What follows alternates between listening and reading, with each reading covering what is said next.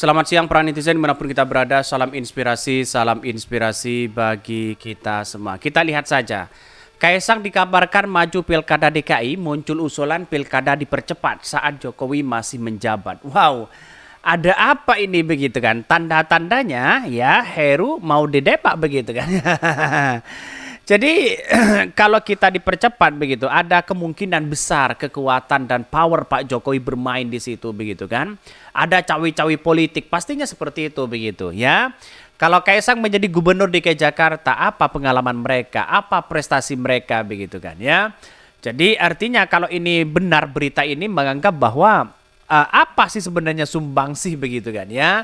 Peran penting di situ begitu kan ya, menjadi gubernur di situ kalau tidak punya pengalaman dan prestasi begitu kan ya. Jangan-jangan ya hanya acak-acak sana sini, bisa saja seperti itu begitu ya. Ini Kaisang dikabarkan maju Pilkada DKI Jakarta ya. Katanya sih begitu dipercepat saat Jokowi masih menjabat. Kalau tidak menjabat kenapa begitu kan? Kok masih semuanya kan tergantung dari Pak Jokowi sebenarnya begitu kan. Ya mau apa terserah begitu kan. Tapi masyarakat Indonesia kan tidak bodoh di situ begitu ya. Bahkan komentar-komentar netizen mengatakan, wah ini gimana? Ada pepatah, banyak anak banyak pula rezekinya. Mungkin ini yang tercermin dari keluarga Jokowi ya. Banyak anak banyak pula jabatan yang didapatkannya begitu kan ya. Jadi artinya apa? Artinya kok semakin dinasti politik semakin berkembang ya. Kok semakin kacau ya.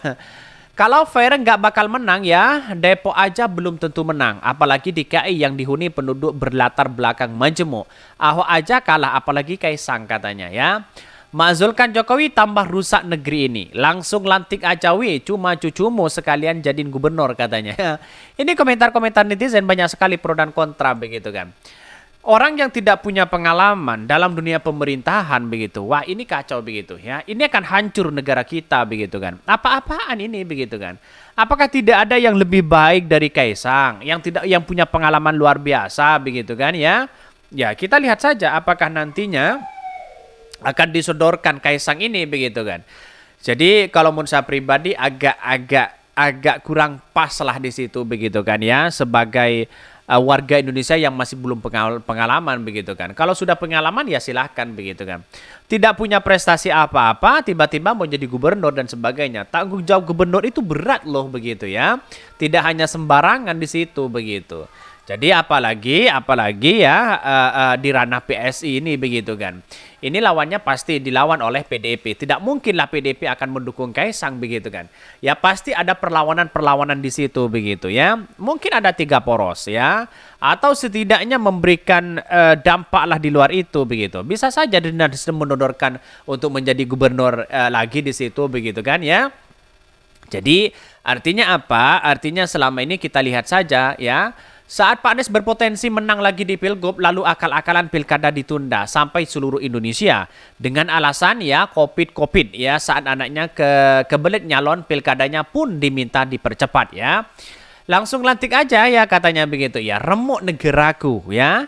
Harusnya Jokowi buat perpu tentang orang dekat dan keluarga besarnya begitu kan ya, menantu ipar besan dan menduduki jabatan strategis di pemerintahan baik di tingkat daerah maupun pusat ya. Salah satu cara untuk meminimalisir penggunaan uang negara.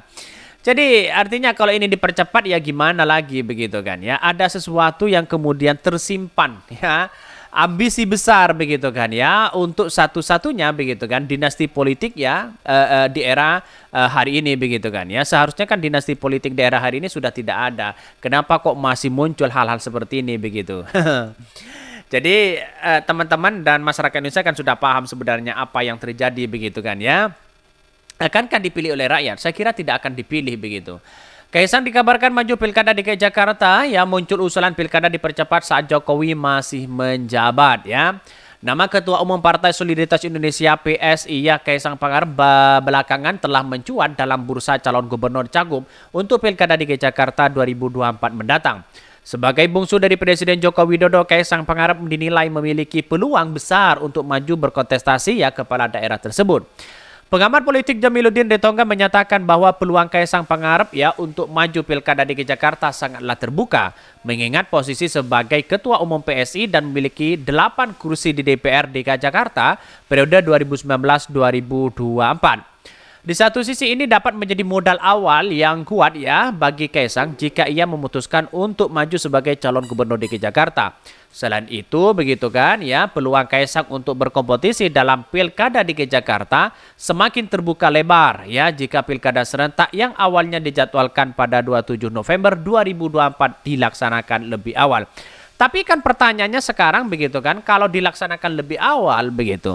Pertanyaannya akankah masyarakat akan memilih Kaisang? Kan begitu logikanya begitu. Jadi selama ini beredar bahwa apa yang terjadi selama ini begitu ya, prestasi dari Kaisang apa sebenarnya ya, menjadi kader saja dua hari sudah ditunjuk menjadi ketua umum di situ begitu. Setidaknya kan 2 tahun menjadi kader baru kita menjadi DPR, wali kota dan sebagainya begitu kan. Kok ini tiba-tiba seperti itu begitu, ada apa begitu kan, sayang 1000 sayang begitu.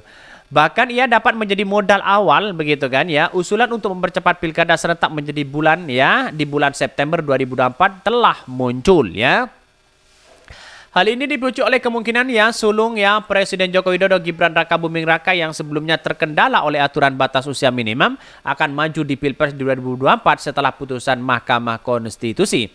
Dengan pelaksanaan pilkada serentak yang dipercepat pada bulan September 2024, Presiden Jokowi masih akan memerintah ya. Hal ini akan memudahkan Kaisang untuk mendapatkan dukungan dari partai lain sebagai calon gubernur Jakarta. Meskipun Kaisang baru-baru ini terjun ke dunia politik, partai politik diperkirakan akan dengan senang hati mendukungnya dalam Pilkada DKI Jakarta.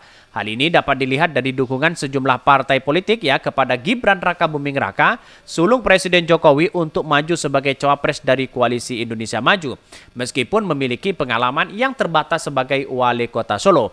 Meskipun itu dinasti politik menjadi sorotan masyarakat, partai-partai politik tampaknya tak akan mempedulikan asalkan ya dapat menguntungkan partai-partai tersebut. Bisa saja begitu kan ya, menguntungkan ya. Atau setidaknya kan punya uang banyak di situ. Baliho-balihonya sekarang sudah di mana-mana Kaisang begitu kan ya.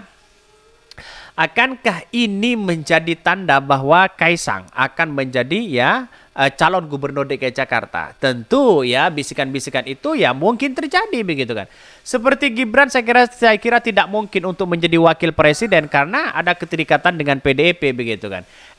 Tapi tahu-taunya kok melanggar di situ begitu kan. Ada suatu pengkhianatan yang luar biasa ya.